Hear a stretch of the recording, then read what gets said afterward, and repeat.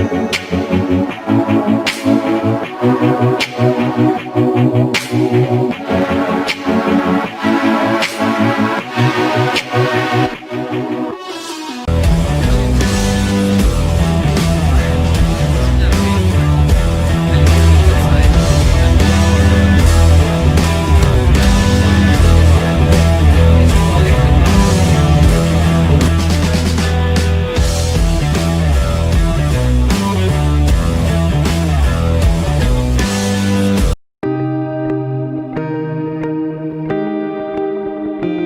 this massacre of school children in Pakistan.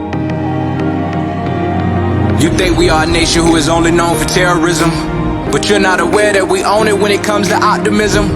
You can keep on thinking of the odds and stay in fright, or you can trust the facts you're about to witness by sight. We're not the troublemakers that the world think we are. We have achieved a lot that is enough to remove this scar. Let's start believing that our economy holds great potential and step forward to explore the prospects, cause that's essential. We're not just a remarkable marks present only in the past. Instead, we still hold potential to show the world we're blessed.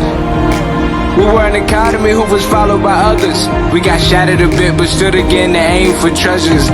We made mistakes, faced the consequences and suffered. This taught us a lot and enabled us to keep ourselves covered. We moved hills, gained titles and made many other records. Our nation survived the turmoil and made its way through hazards. How can you doubt a nation who doesn't give up at any cost? Pakistan always come back on track when the world think it's lost. We're tough, skilled, talented and unstoppable. You can check the stats to see how much we're capable. No matter you are national, regional or international investor, our country has so much to offer. You just name the sector.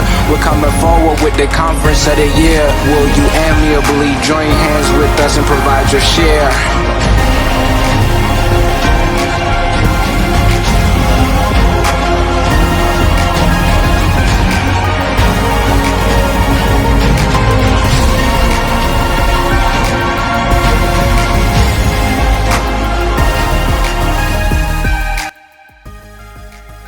Assalamu alaikum. How are you all? I hope you all are having a good time at home and you all are safe at home.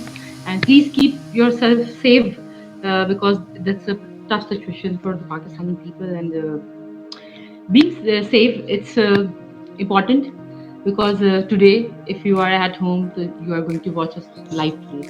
Thank you very much for joining us. I'm here from the platform of JumpStart Pakistan. I'm Zainab Fatima. I'll be hosting today's broadcast. And as you know that Invest in and JumpStart is an entrepreneurial movement for all the people around, and we work on the different vectors of society, which is helpful for the nation building and for the economy betterment. So when we talk about the economy, when we talk about the nation building, we came up with the word youth. And our youth is the most important factor where we have to work to improve our many other aspects. So when we talk about youth, two words came in mind. Youth are always talk about two words. One is entrepreneur and other is leader. So today's our talk is all about entrepreneur and leader. So we have a different guest here and they all are expert in their own fields. I'll start from the YOLLANA Shore. She is the founder of Awakening Leadership with YOLLANA. And next we have NABEEL KHALID. He is a founder and business consultant at Dotivate. Then we have IMAAD RIZVI. He is a serial optimist and as well as performance coach. And our fourth guest is FARHAN JAVED. He is one of my support in nowadays. He's a co-founder and CMO at Elegant Digital Signage. So welcome all of you. How are you?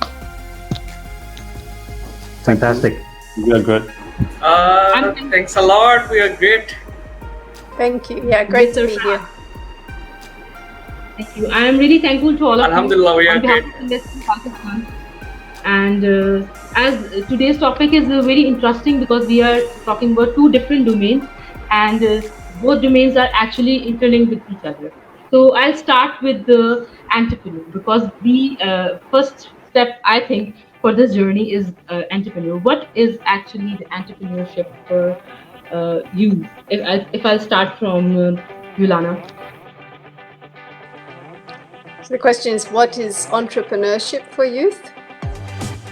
Yes. Okay, that's an interesting right down to basics question. So I guess in my mind, when I think about entrepreneurship for young people, what I'm thinking about is that some people, as you know, they take the path of looking for how they can, come through their education to get a good job and to take a path of employment. And other people are looking at, okay, how can I take the path of starting my own business? And one of the things that I love about entrepreneurship is that, so I had the experience of working with many very small business owners online. My background is working, especially people in the United States, some people in Europe. And what I've discovered is that these days online, you can really make a business out of just about anything. There are people who are making a business out of, I'll just make something up here, like selling little special things for pets, clothes for pets, like there's a niche for clothes for poodles, and there are shops that just sell clothes for poodles. So if that's your passion, you can go for it.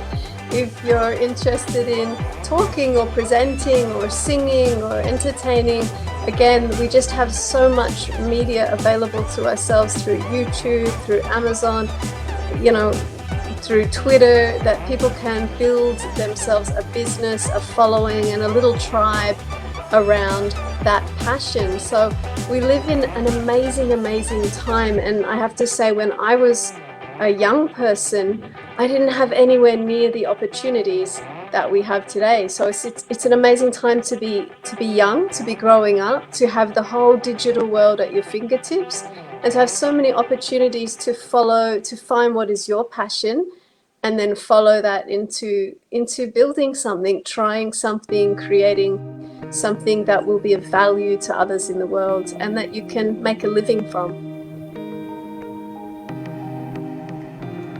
So, Nabeel, what do you think leadership is? A very good question. Actually, I see leadership, it's about inspiring others, and it's not about inspiring the entire world. Even if you can inspire a single person, you are a leader. You can inspire one, you can inspire 10, you can inspire 100 and 1,000 billion. So this goes on and on. And it's not something about your position. It's not something about you wield power, you hold a position and you wield authority. It's about inspiring and leading others, because you might have heard that famous quote, there are leaders who hold position and there are those who actually lead. They lead because they actually inspire people. So that's my take on it. We'll discuss further what that inspire thing, how we can go about it, and how small, even individuals become big leaders.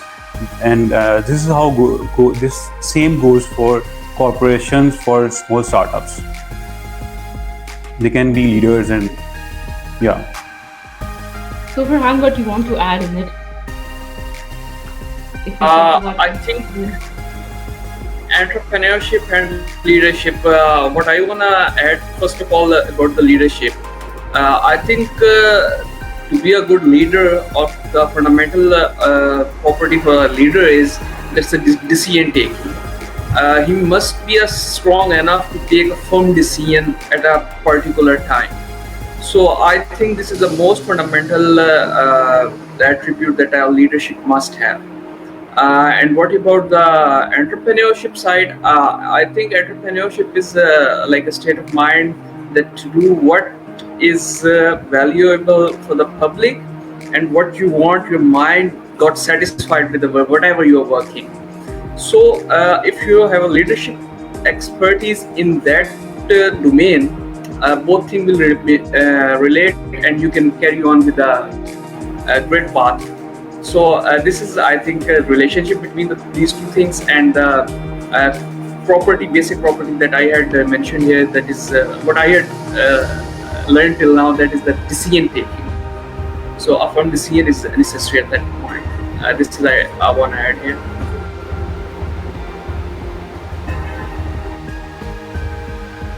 If we talk about leadership or entrepreneurship, you must be optimist towards all these things. What's your being a serial optimist? What's your opinion about both of the things?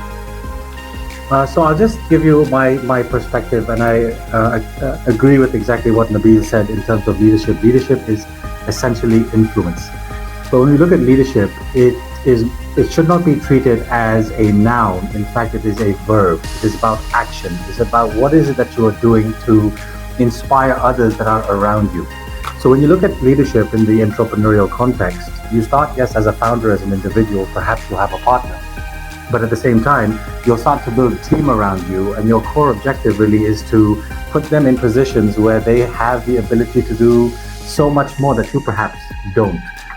Leadership as an idea, really, I learned this from, what's his name, the Virgin guy. Forgive me, it's completely skipped my mind. Richard Branson. Richard Branson. Thank you so much.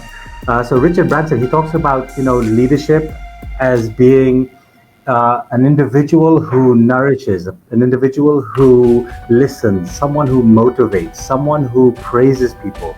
Because like a flower, if you nourish people, they will flourish. If you water a flower, it will flourish. If you praise people, they will flourish. So leadership really is an action. And I believe that as an entrepreneur, if you start developing, and I'll get into ideas around what skills I feel or I believe are relevant to them, that's great. The other aspect, I think the question you were alluding to was optimism. Now, as an optimist myself, I believe it's really about seeing the picture to be in its real form towards the journey that you go. Then you're going to come across a lot of challenges. You're going to come across a lot of hiccups. It's going to be a lot of hard work and very, very difficult. I'm going to highlight this area when we talk about entrepreneurship, and those that are not entrepreneurs, they often, and I say this because I've met a lot of people who aspire to be entrepreneurs, they have a very different mindset as to what entrepreneurship really is. It's almost like you want to escape from the realities that we are living into a space where we have the freedom of choice, the freedom to do whatever we want, take however many breaks we want. And then when you get into the mix of it, we tumble and fall quite significantly. So when we look at optimism for me really is, it's not denying the challenges that are around us. In fact, it is working with those challenges to get us to a place where we want to ultimately. And if we are clear about our vision, our dream of one day seeing something flourish in its magnificence, then we as individuals will start to work around and then perhaps even embrace the challenges that we experience. But I also want to caveat that when we think about optimism, there is this idea or concept of pragmatic pessimism, which I think is critical in the world of entrepreneurship. And what I mean by that, and I do this in a lot of consulting as well, is where you're identifying worst case scenarios. You're putting yourself in a position where you start to picture what would happen if. And if you can come up with all of those worst case scenarios, you're better prepared for the learnings that will come out of it. And if you can't accept the reality of what may be, then getting into entrepreneurship or being an entrepreneur is going to be your biggest downfall. So there is, of course, optimism on one end, but this pragmatic pessimism has to be added to it, because we really want to do the best for ourselves and our communities and the nation and the world at large. And if we're doing that from a very selfish lens, then the journey is very, very frustrating and we end up failing, which is why, unfortunately, there's a statistic which is 95 to 97% of new businesses fail. And a number of reasons, and I think this is one of them. Thank you, IMAAD. Okay, I just want to ask from Nabeel. IMAAD, talk about the skills. What are the skills one leader must have being an entrepreneur, or what are the leadership skills one entrepreneur must have?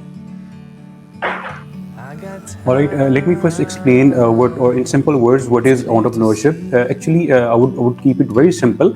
It's all about solving problem of other. If you can solve one problem of any individual, it means you can solve problem of other individuals, and this goes on and on. You can scale it up. So one skill, you need to be a problem solver. if you like helping others, if you like helping or working for others, it's really a good thing. Like you can go about it and you can scale it up. And now if we talk about leadership skills, as I earlier said, it's all about inspiring others. As I see leadership or entrepreneurship, it's not something if we want to reach somewhere. It's not a destination. I would say it's a journey, and you can begin with from any time at any place. And as you unfold, things unfold, you keep on contributing. So this mushroom, you get to the top as in capacity of leader or as an entrepreneur. And and one thing I would say, if you are an entrepreneur or a leader, that inspiration thing, that inspire thing is your vision, where you want to go, where you are heading, where you want to take your team with you. And usually it is you start alone. You are just one person, but your vision is big enough to incorporate others' vision. People like to work with you. Just one short story I would like to add here. How this vision thing, this why thing, why you are doing this business, why you want to lead, why you want to solve problem for others. Even the reason of your existence is this why, this vision. Just a short story. There were three laborers working in a construction site, and they were one seemed dissatisfied, the other fairly satisfied, and the third one was very happy. Upon asking the first one, who was dissatisfied, that what are you doing, he said, can't you see gathering these bricks and building this wall, and what next? He said, nothing, this goes on. And upon asking the second one, you are a little bit happy, what are you doing? He said, we are building this building, and I don't know what it is, but it will be over in a year, and I don't like my job much, but I'll switch my job later. And upon asking the third person, who was very satisfied, and he said, actually we are doing the same. I'm building this wall, this room and this building, but it's actually a hospital. And he said, it would be my contribution, even if we finish this project, when people will come here, they will get healed, and this is my contribution. He was really satisfied because he knew the vision of that single project. So this implies or this goes for every organization, every individual, every you can use it for any country, because leadership is all about leading people. We have seen people or leaders in countries. So if your vision is clear and you have involved others in your vision and you have communicated it rightly, so I guess this makes all the sense. This is what contributes to growth and even fall of startups, businesses, and even nations. Okay, thank you, Nabeel. Yes, Yollana, what do you want to add on it? If we talk about leadership skills for entrepreneurs. Well, I really enjoyed Nabeel's story, because I think it's so true that it links into something else that was already said, which is if you come into entrepreneurship thinking, it's a free ride, you will get a bit of a surprise, because in some ways it's more difficult than employment, because not only do you have to do the work, but you have to think too. You have to think, how is this going to work? And you have the responsibility, like if it works, it's on you. If it fails, it's on you. So part of the invitation of entrepreneurship is it's a journey of personal growth, and you get the creative freedom to create that journey yourself, but you also get challenged by it. And if you have skills along the way, like whenever you look at great leaders and you listen to what they're talking about, they're not really talking about their technical skills. It's not even their professional skills that make them great leaders, although they're important. At the end of the day, it's their personality.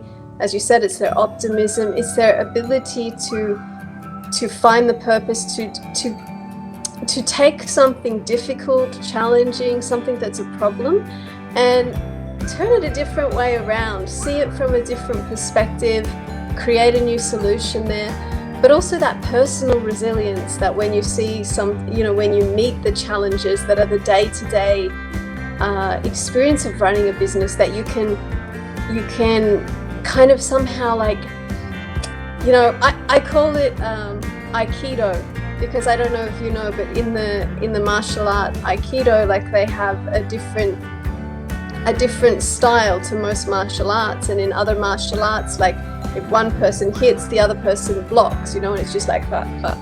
But in Aikido, they have this principle, like, you use your opponent's force against them. So they hit, and you might, like, grab their arm and pull them, so you keep using that same energy and send it in the other way. And in that way, it's like you use the forces of your challenges. So I feel that for me is a real secret to business, to leadership, to entrepreneurship, and to life, is that when you meet challenges, you can't let them get you down. You have to think, like, you kind of got to eat it. Like, you got to take that, or you got to grab it by the horns and ride it. Like, you got to take whatever that challenge is, the energy of it, and what they say in Aikido is you become one with it. Like, you step into the shoes of the thing that's challenging you, and you see what is its gift for you, what character is it building in you, what strength is it growing in you, what can you see now that you wouldn't be able to see if you didn't have this challenge. So I think that ability to be able to really embrace the challenges of life is what makes entrepreneurship fun and exciting, and it makes it something that you grow, that grows you. And I can see you guys all nodding, because you all know, and what we all know is we've been there. And it's hard work, and it's difficult, and it's challenging, and it stretches you, and it stretches you in ways that you won't find in a book.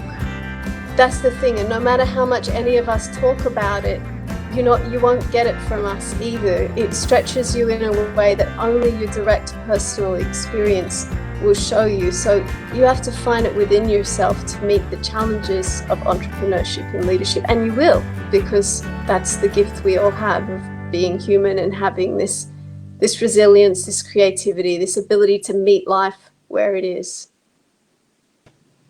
Thank you, Hannah. Yeah, you're right. You all do have ability. We will just have to look out how we can implement these abilities in making ourselves much better person, or being a leader or entrepreneur. This goes same for everyone. So, Farhan, I want to ask you how a leader take a firm decision. Decisions are a very important thing. Right decision, I think, as I had mentioned this point earlier, that the decision taking is a very active and a very important role in all the leadership, or as well as also in the entrepreneurship sector. So how to take a firm decision?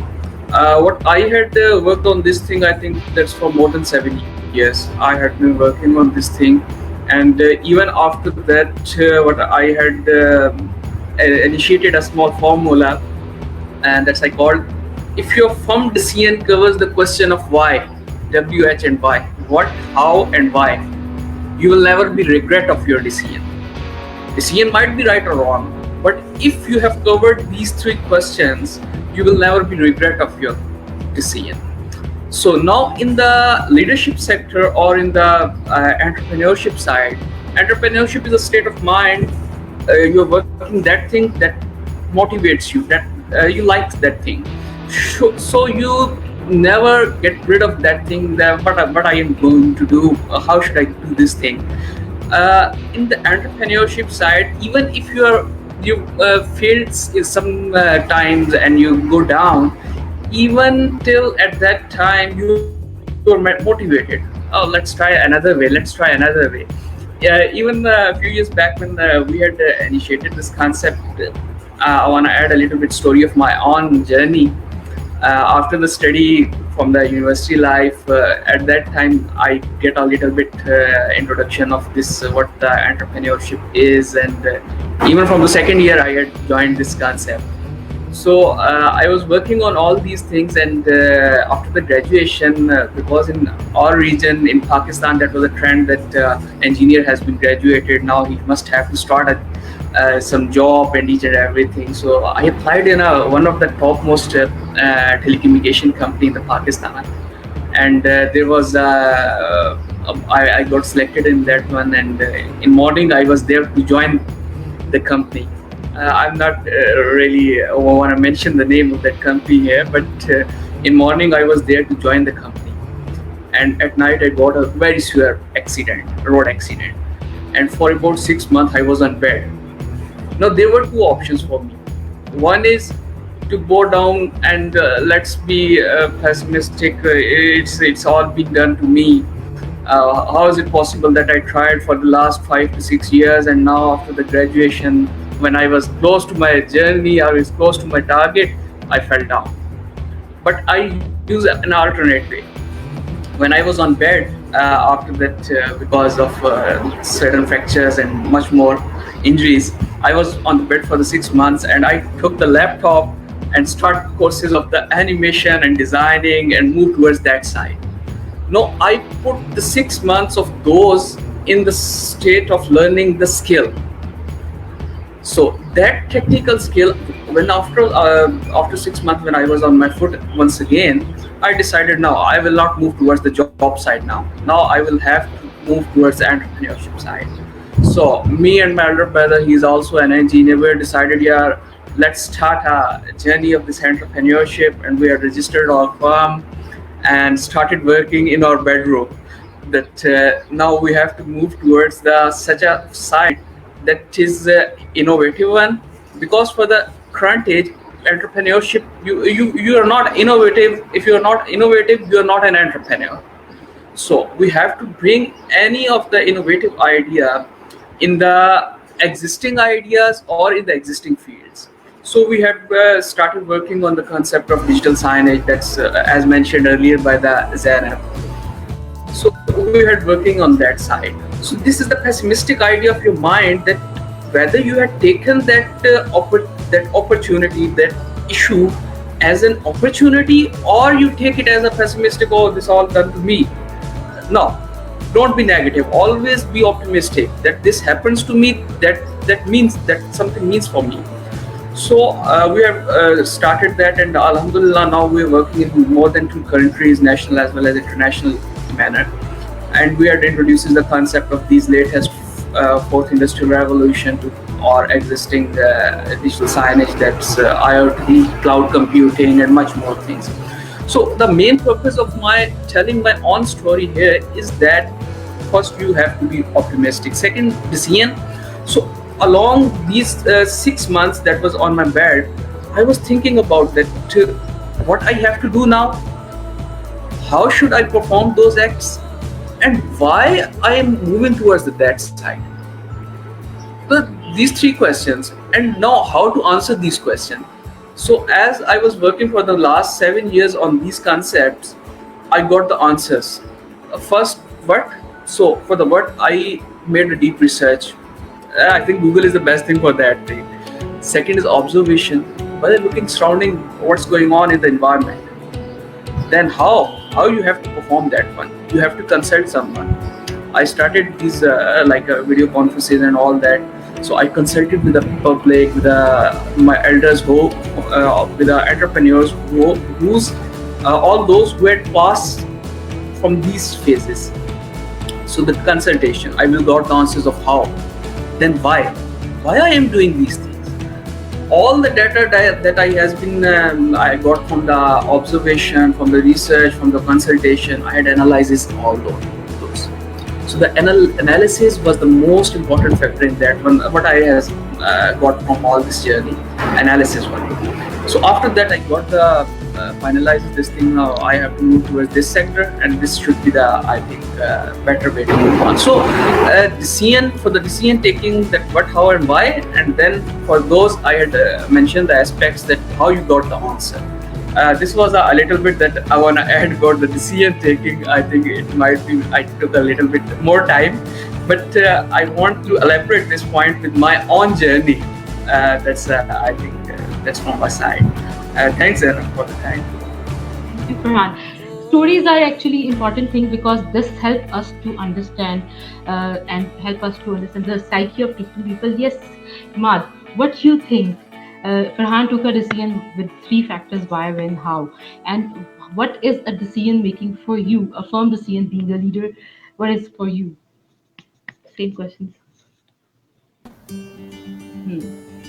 So decision making is sort of always a very critical part. And if you think about it scientifically, I don't know the full science behind it. However, we as human beings have only a certain amount of decisions, proper decisions that we can make in a day. So if you read somewhere, a lot of the great entrepreneurs in this world hardly ever decide what they have to wear, which is why they're very consistent in their dress code. So they can actually utilize the right decisions to make at the right time. But when we think about decision making, it is critical that we don't overthink the options that are available to us. But whatever we feel is right, we should hold on to that and then perhaps change it slowly. We generally have this bad habit of making a decision. If it doesn't work in the first 5 minutes, we'll want to change it. We have to follow through with it. So we know what's right for us in the moment. And of course, if you have a team that's working with you, it's important that we get ideas from others as well. And then ultimately, it rests on you as to are we going to progress with it or not. So if you can see the connection between the decisions that are being made against where you want to go, then you have to go trial and error. If we start living our lives based on the fears of what those decisions may lead us to or lead us down, then we're taking the wrong approach. So in my very, very quick summary is we have to really think about a decision and be slow to change it if necessary, as opposed to the other way around. Thank you, Ahmad. Yolana, I just want to ask you, being human, we have a different ways of talking and thinking about. We think emotionally, we think spiritually, we go somewhere physically, we learn things. So is that leadership is not only about being physically present somewhere or being emotionally connected, it's being spiritually connected with someone or with your work? Yeah, so part of what I do in my work with leaders is something I call the embodied leadership method. And it comes from an understanding that a lot of people, we're taught through our schooling, in our culture, in our education system, to think logically, rationally, and intellectually. And Farhan gave a great example of how we can use our intellect to just analyze what, how, why, and it's very important to do that. In the last 20, maybe 30 years, the whole concept of emotional intelligence has become more popular, and people have started to understand, of course, I need to actually have this social intelligence. I need to be able to feel what will the impact of this decision be on the morale of my team. How will people feel about what I'm saying, what I'm doing? Not just does it make logical sense or is it profitable, but also does it support the feeling and the social connection and the motivation in the group, not just for the team, but also for the customers. Does it feel right emotionally? And then there's a third, and this is a type of intelligence, this is the ability to sense the feelings and whether it feels right. And then there's a third type of intelligence that I think we have the least knowledge of, that we think about the least and we develop the least in ourselves, and that's our sort of somatic intelligence, our embodied intelligence, our gut instinct. And so, yeah, I just kind of like to bring the attention of leaders to all 3 centers of intelligence, because at each center of intelligence, you have a way of receiving information about the world, processing that information and making decisions. So you can do that logically, you can do it emotionally, and you can do it using your physical body. And this is something that I learned as a dancer. So I was, and it's something that a lot of people who are performance artists or sports performers, they get to know their physical body under performance situations. And when you're performing, your body knows what to do, whether you feel it or think it or not. So there's this other intelligence that's operating. And I believe that this is very understudied for leaders. We don't know enough about this, but we have at least a whole third level of intelligence that we can actually incorporate and bring into our leadership, which is our embodied intelligence. And it's kind of takes noticing that you have a body is the first step.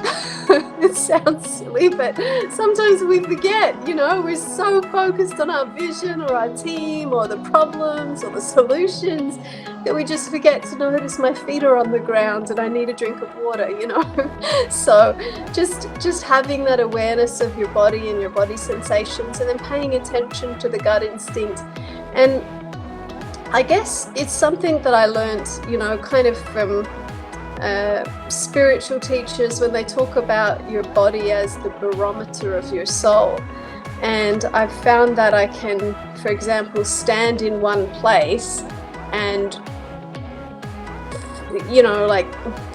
okay, I'll just give an example of this. Is I have a friend who's launching a new program, and she's sometimes feeling nervous about it.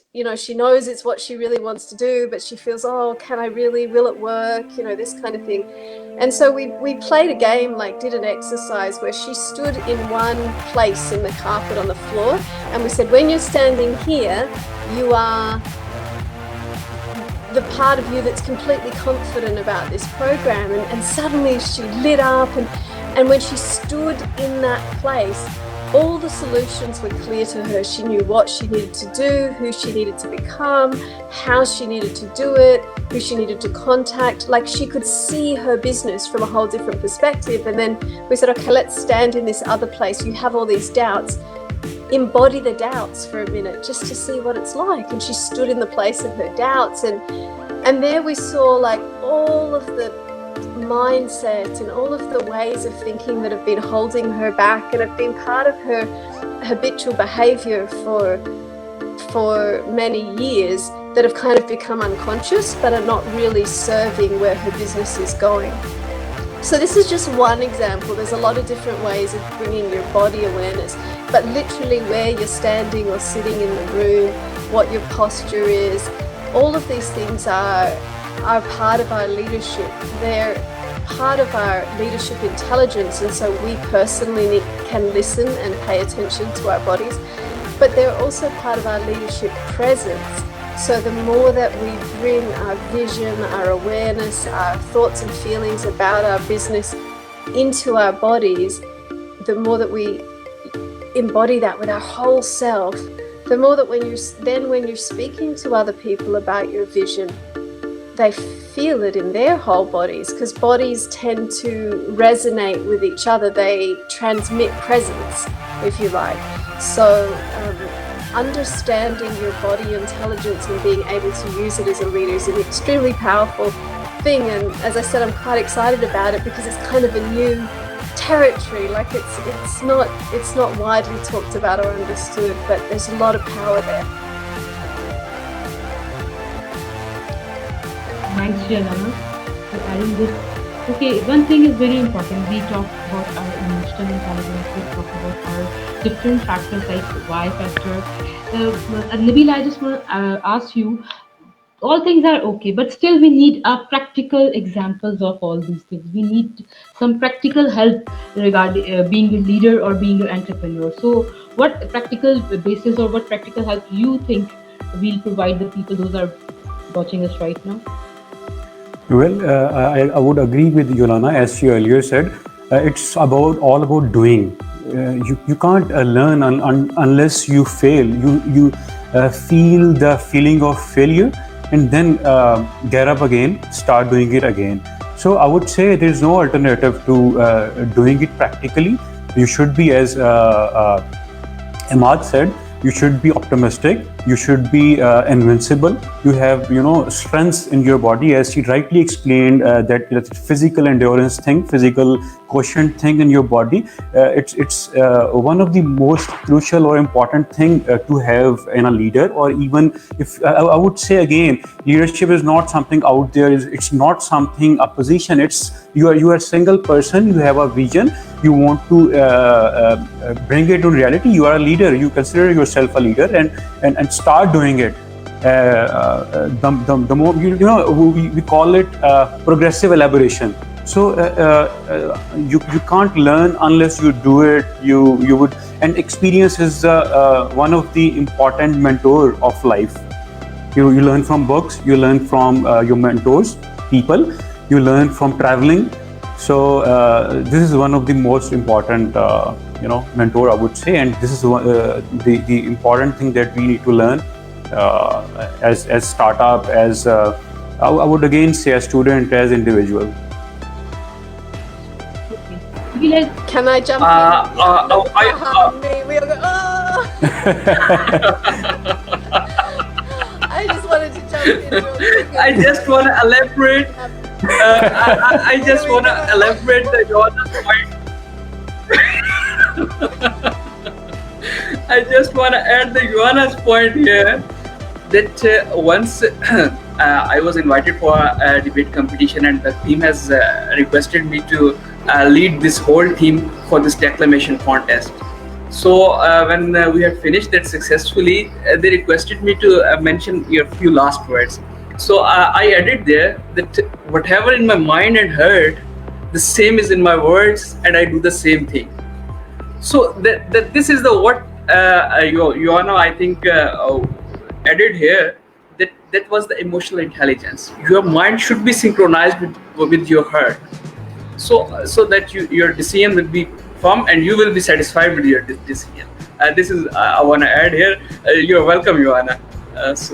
Sorry for it. Thank you. No, it's fine. I just I also, here we cover many topics, but as Nabeel, Zainab, you were asking about what is practical to do, and Nabeel has said it so well, like you just need to try it, you need to take the first step. And especially if you're new to entrepreneurship, a good piece of advice is to start small and to think about what is the kind of quickest rotation, because everything is going to be a learning cycle. So if you start out a program that's going to take you a year to come to fruition, then it's going to be another year to do your next learning cycle and another year to do the next learning cycle after that. So if you think about, well, is there a way that I can shorten the learning cycle so that I can try something out, I can do a beta version or a pilot project, or I can, just do and think about, at the beginning, think about time, and instead of taking a big vision and thinking long term, try to think smaller term even, so that you can trial little things at a time. It's not the case for every single business every time, but it's a good thing to keep in mind is how long is the learning cycle, and how can I shorten it so that I can have more rotations to really get going with this. Okay, Nabeel, I have a question. It's all doing. Nabeel is right. Now the question is, what stop us from doing? So what do you think? What stop us from doing? You're asking me? Talk about the practical example. Yeah, Nabeel, I'm asking you. Actually, I would say there's no outside. There are no outside forces. We are living in the free world. Everything is a free market. So it's our mind that gives up first. Even when you are taking exercise, you are doing push-ups. It's your mind that tells you, okay, let's give up. Even if your body is still can take 1 or 2 push-ups, add to it, it can add to it. So it's your mind, I would say. So all you need to do is accept or opt progress or progressive growth mindset. That's all you need. Okay. Yes, we have one more question. Emotional intelligence. What emotion is intelligent? How about being emotionally competent and resilient? Okay, we'll start with IMAAD. I want all of you to answer this. I want to start from IMAAD. Yes, IMAAD.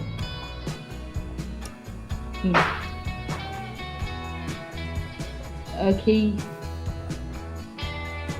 Please unmute your mic. There we go. So I was just going to say, I wouldn't mind coming towards the end, because I'm loving the conversation and I think there's incredible flow. So I'll hand it over to Farhan, and then we'll take it from Farhan, there. so you will join, start from this question, then Yollana, then Nabeel, then IMAAD. Fine? It's okay with the order. Yes, sir, Farhan. I think as emotional intelligence has been discussed much about the Yollana side, I just want to focus on the last part of this question, that how about being emotionally competent and resilient. In this thing, what I want to add is that as from the environment side, first we have to focus on that thing. From the environment, there is always the resistance for whatever you are doing, whatever you are trying to do. Whether you are in a third world country or you are in the developed countries, or the people there, the literate there, and the literacy rate is currently high. But still there is a resistance from the environment always occurs. And especially in the third world countries, that is too much. But what you have to do, I again repeat the same what, how, and why. You must have to focus on that one. What was your goal? How you have to achieve that? And why have you focused on this goal? Why have you put this goal in front of you? I think you will got all the answers. So that's why I just want to focus on this last part, because I taken a lot of time from all of you guys. But that's why I only just focus on this point once again, that please, from the environment side, resist all these things and focus on what, how, and why. You will get the answers from all the aspects that I mentioned earlier. Rest, I would like to, I think, Zainab, you're free to add here. Up to you. Mad, you want to add? Sure. So when we look at emotional intelligence, and in the context of being a leader, are you being a radiant exemplar? Which means that are you living in the truest expression of your being in the context of where you really want to go? And as Yollana certainly described all of those elements, there is the physical aspect, there's the emotional aspect, and then there's the mental aspect. And all three go in alignment with another. But if you think about it, the physical and the emotional intelligences are what drive your mental state. So when we look at it from the competence, if you can put up the question by Nepal, if you don't mind. He looked at it from an emotional competence. What was it? Emotional competence and emotional resilience. So resilience is really pushing through against all odds. And if we can really address our physical state, because they say that your emotions come from motions, and the energy that resides within our body, if we start putting that into motion, then automatically our body, our emotions start to get affected. So we feel a certain way, and when we feel a certain way, it affects our mental ability to want to do. Which is why when we sit down and don't move, we start to get lethargic or lazy. It's not about being lethargic or lazy. It's just you're not inspired in the moment. So to be resilient, you've got to actually force yourself to do things that perhaps you wouldn't want to do, and push against your own mental state so that your emotional state is woken up, and then your physical state is also in action. I mean, who doesn't want a fit body? But ultimately, we need to create a physical environment that allows us to move, that affects our emotions, which then clearly affects our mental state. Unfortunately, what I find is a lot of people try and rely too much on this brain up here, and that then affects in a negative way our emotional state and our physical state. So that would be my 2 cents on the matter, or the question. Okay, Nabeel, Yeah, I would like to add here. He has rightly said. Sorry. Okay. I would like to add here. there is a comment for you.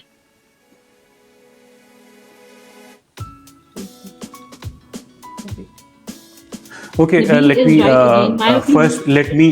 let me first answer the previous question. That because human beings are, whoever we are emotional beings, right? So even if you are a leader, whatever you do, you have to connect with other, and it's the emotions through which we connect other. We understand other. If I'm leading a big company, if I'm leading a project, it would be emotions to take my team on board, and the best way to do is personalized conversation. You talk with your team leader individually in person, and this is the right way to put your vision in practice and keep it alive with time and again communicating that vision with other, connecting your thoughts with other, and most importantly, and the last thing, that we need to listen to other. Listening intelligence is very crucial. You are a leader, you need to listen to other, and this is a part of emotional intelligence. You listen, and this listening develops this harmony, this we feeling, and this that we are together, and we'll face all the hardships and all the good together.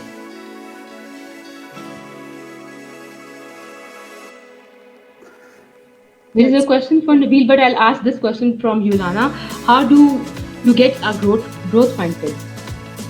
How do you get a growth? You have to let me answer the one about emotional intelligence. You start from yeah, you can't leave me out of that one. So when I was 19 years old, I started training with a mentor. Her name is Brandon Bays, and she's an expert in mind-body healing. And the healing method that I learned from her was almost entirely based on learning to be with your emotions. So as a result of that, I've spent thousands of hours sitting with individuals and just being with them while they feel their emotions.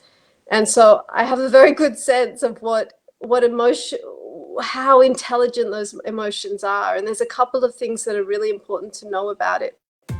And we could do a whole interview just on emotional intelligence, but I'll just try and say just a tiny bit. So the first thing is that our culture is to generally that apart from happy emotions, so peace, happiness, joy, humor, anything that is in the other category like fear, anger, sadness, we just try and ignore it. We don't really want to feel it, and we try and push it down or push it away, or just quickly change it and get on with being good. And especially if you're at work, you just focus on being productive. And that is one way to get along. I'm not saying that there's anything entirely wrong with it. But what we've found from working with people and their emotions over and over again is that when you're fully present with an emotion, it only ever lasts a moment, and then, like you said, it moves, it changes, and that's the nature of emotions, is to move. But it's when we do what we're culturally conditioned to do, which is to push them down or hold them down, that they hang around and they come back and they keep, and then it becomes something like depression, or it becomes something like rage, or it's chronic frustration. And so, or anxiety, so fear, a moment, it should, in a healthy person who is emotionally intelligent, who's used to allowing emotions, when fear comes up, they're just present with it, they're honest, they're open, authentic about it. Oh, I'm feeling afraid right now. And they feel the fear and it passes. And the next moment comes and they say, you know what, I feel courage again now. Some fear came through me, but now underneath it, there's courage. I'm ready, Or I feel sad, and maybe this has ever happened to you, and then they have a good cry and they let the sadness move, and then underneath it, there's love, or there's peace, or so you see that emotions themselves naturally return to wholeness if we allow them to. But most of us are not conditioned to do that. And so we have a whole lot of ways that we don't access that intelligence. So that's one thing about emotional resilience. And there are two ways to do it. One is you pack it down. It works for a short time. But if you constantly pack down your emotions, eventually you get sick, or you have a breakdown, or you get stressed. It comes back later because we're not doing our emotional maintenance. So we're designed to be able to pack it away, but the idea of that is so that when you're not in current danger, you bring it back out and you just resolve it. Like you just give it space, you feel the thing and you let it go. And we don't have those emotional maintenance routines. A lot of people don't have that in our life. And so things can be going on, like things can be happening in the world, things like the COVID pandemic, and all of this, it affects us emotionally. And it's just so healthy to make that space to feel it. And then Neville asked, so what emotion is intelligent? And I would say all of them, and I'll give some examples of that, but every single one of those emotions I named has another purpose and use. So when you're feeling fear, for example, it's giving you a chance to say, are there potential risks or dangers in this path of action I'm about to take? And how can I create more support, or how can I create more safety or more protection or more resources so that I lessen the risk?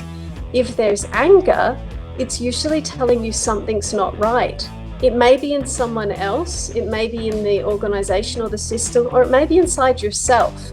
You know, so you need to make space for what's going on that's not right. Sometimes it's our own approach to something that's frustrating us and making us angry.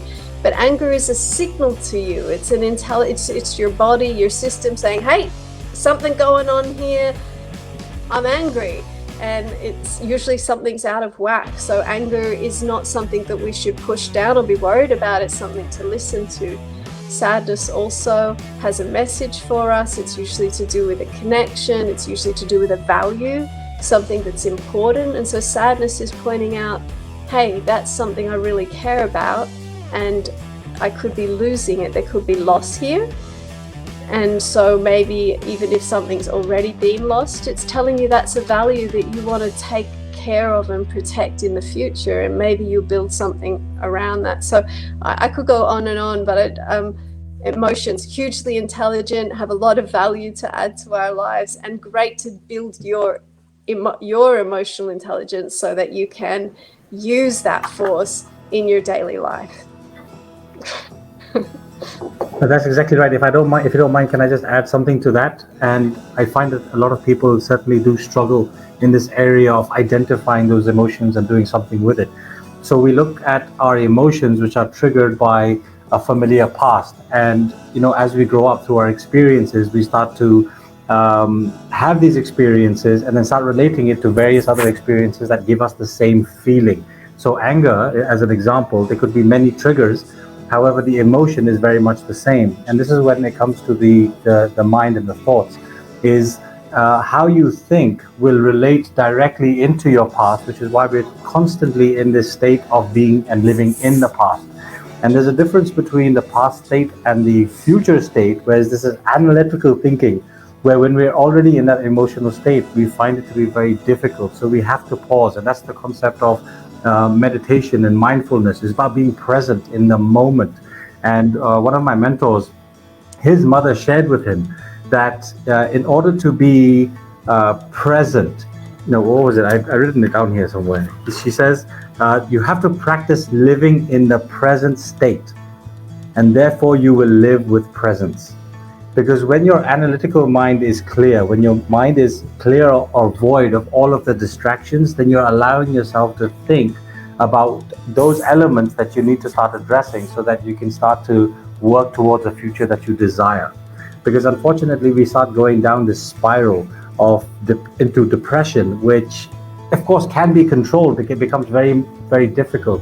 And we're habitually practicing getting up in the morning, and this is where the state of gratitude comes in. And I think everybody has to start recognizing it and appreciating it, because there's so many things to be grateful for. And if we don't start practicing gratitude, then negativity will always fill a void.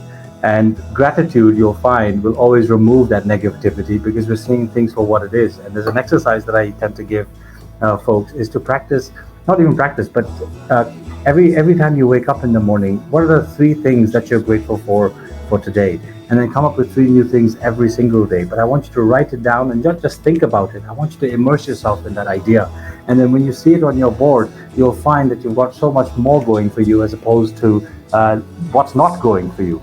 And then that can, from an entrepreneurial landscape and from sort of a leadership mindset, you're really embracing this idea of, okay, I'm not perfect, but nobody else is. And I'm working with everybody so that we can unite ourselves to become so much more stronger.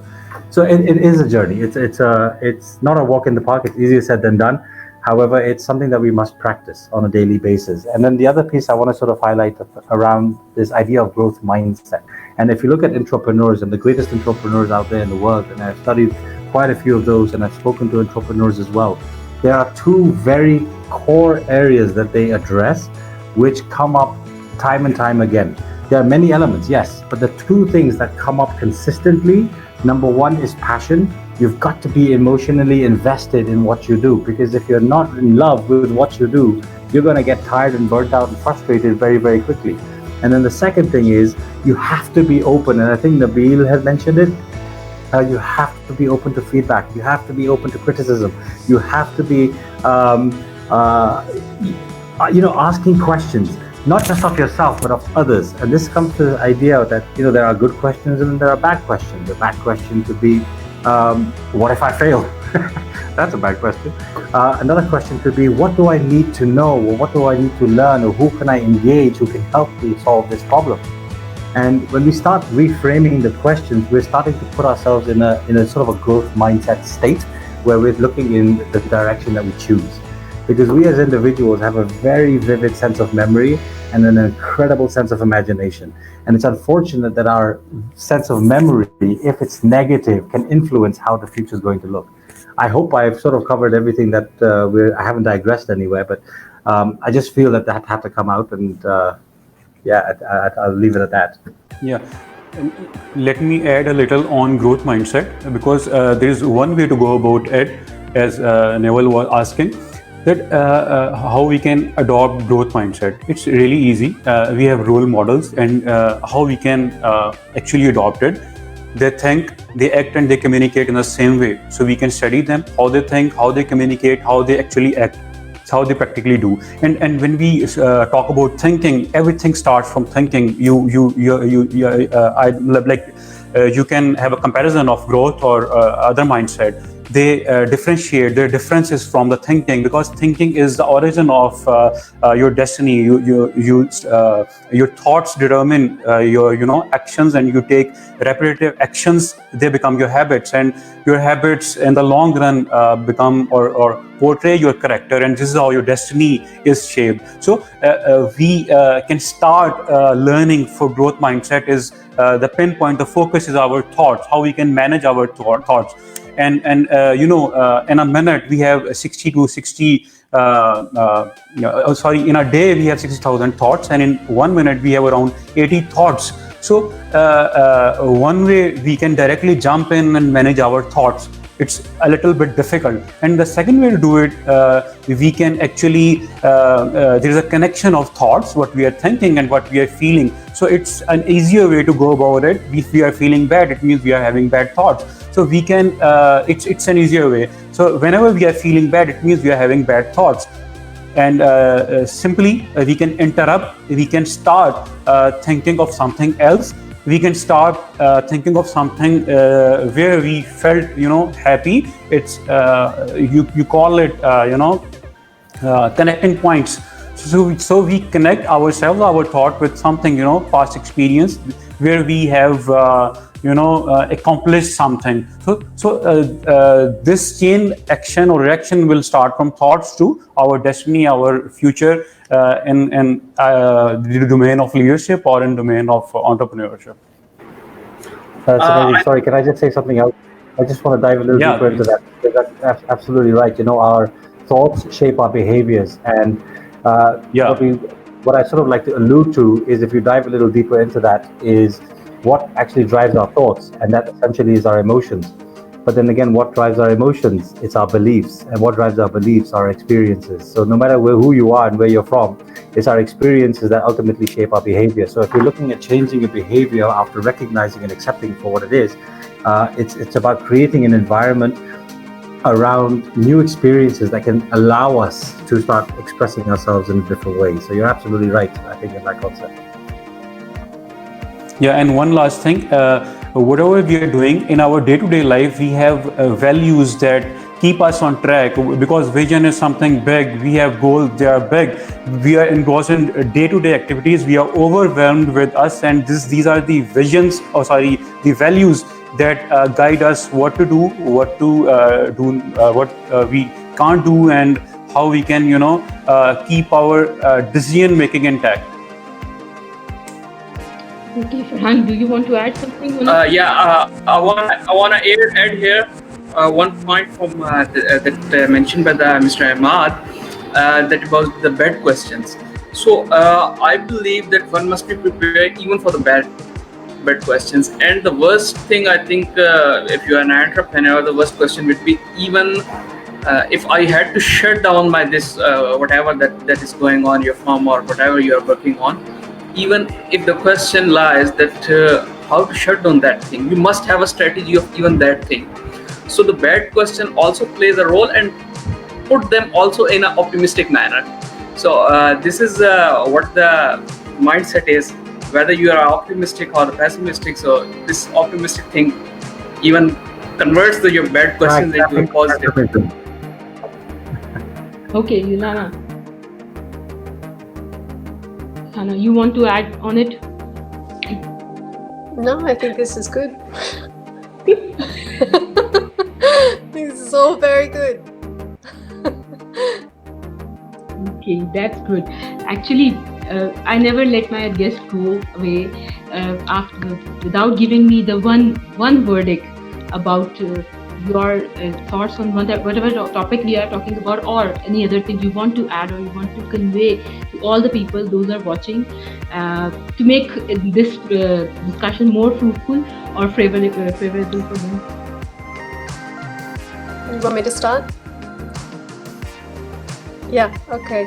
Well, I think for me, in light of the Black Lives Matter protests in the US, and also in a way of honoring for me to be invited into Invest in Pakistan and to spend time with you guys, and you've always been so warm and receptive and encouraging. And so I think Nabeel mentioned it earlier about the power of listening.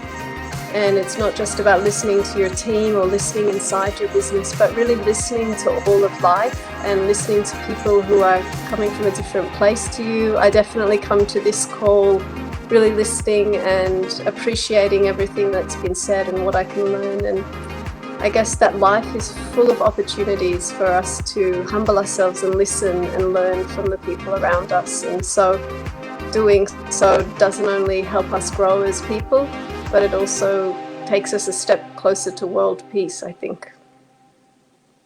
Yeah. Wow. Yes. IMAAD, you want to add? I want a cherry of the cake from all of you. 4 cherries. Absolutely. That was beautifully said, Yollana, and Farhan and Zainab and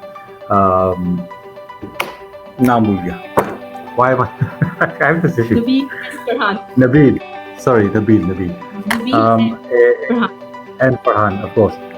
It was such an honor to be amongst all of you, and the insights that you've shared has also given me, it's added on to my perspective in many ways as well. So thank you so much for that. And for everybody else that's watching, I really acknowledge all of your presence here. And since we are talking about entrepreneurship and leadership and how can you capitalize being a leader as an entrepreneur, I just want to share with you a formula that I certainly believe in, and it's called S is equal to FP square.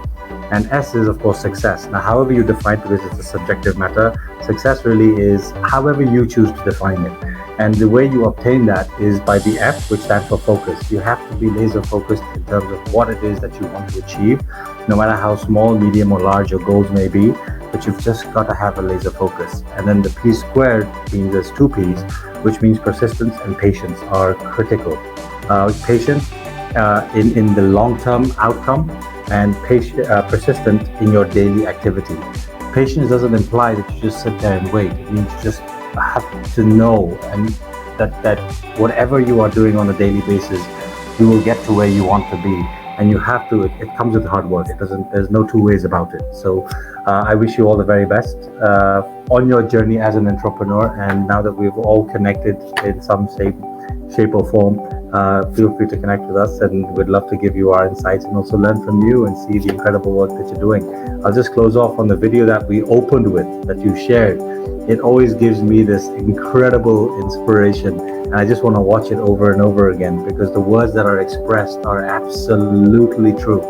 We have what it takes. We've got the abilities, we've got the talent, we've got the potential. We just have to recognize it and own it and do something about it. So hats off to all of you. Thank you so much once again for having me on board. I really appreciate it. Yes, Farhan, you want to add something? I really want to. I want to add here that I think this really a conversation was an incredible one, and even I learned a lot of things new from the panelists.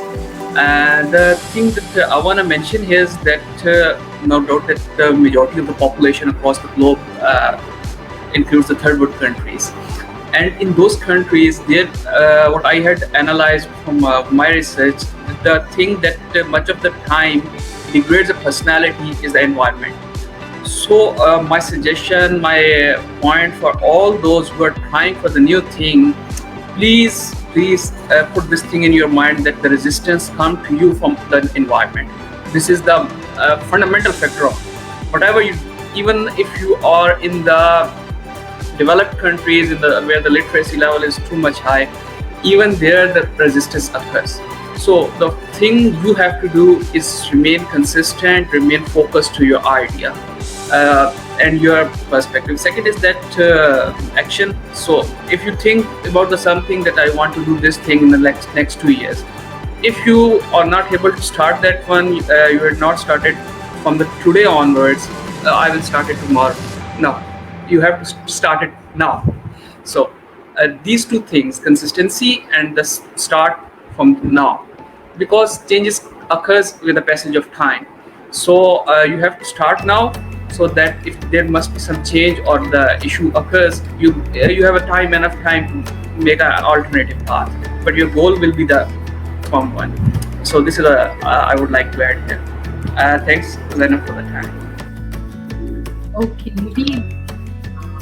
Yeah, it's been wonderful talking with you. I learned a lot, and but my message to the youth, especially those who are in Pakistan, that we should have a mentor. That's a good thing, but we shouldn't look at others to help us. This is not how life, this is not the right way to go about in life. All you can do, or all you have to do, is start doing whatever you feel right, and whatever capacity you have, start doing it. And one thing you should keep in mind, whatever capacity, whatever resources you have, start contributing at the same time. We wait for some time, we wait, that we will achieve some certain goals, and then we'll start contributing to our society. This is not how growth occurs. If we look at nature, trees, they keep on growing, they keep on contributing, they give us oxygen. Each and every single part of this universe, they grow, they keep on contributing. This is how we can actually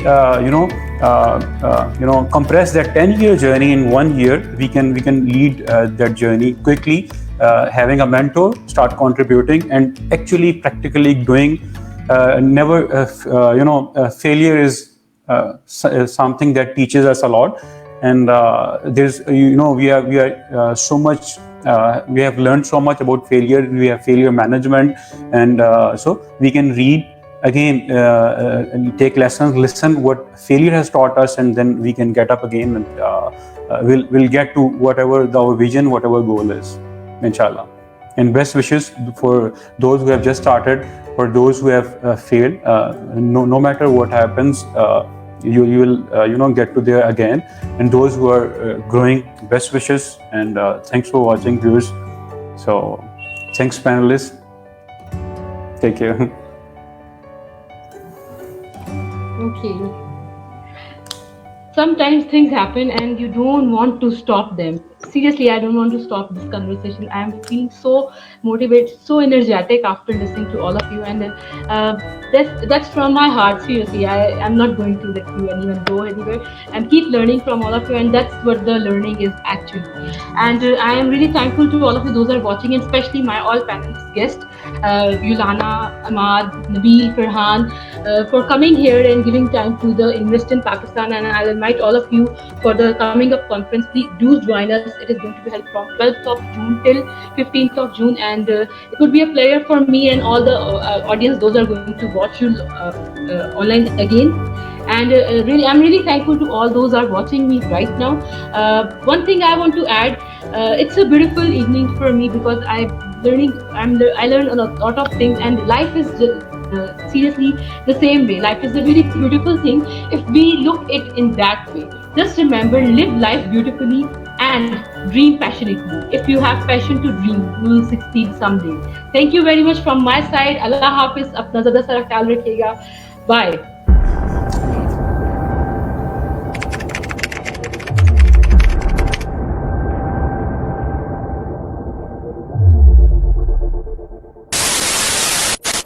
Pakistan is a country with great potential. Now, Pakistan, in my opinion, is ready. Right now is the best time for investors to come to our country.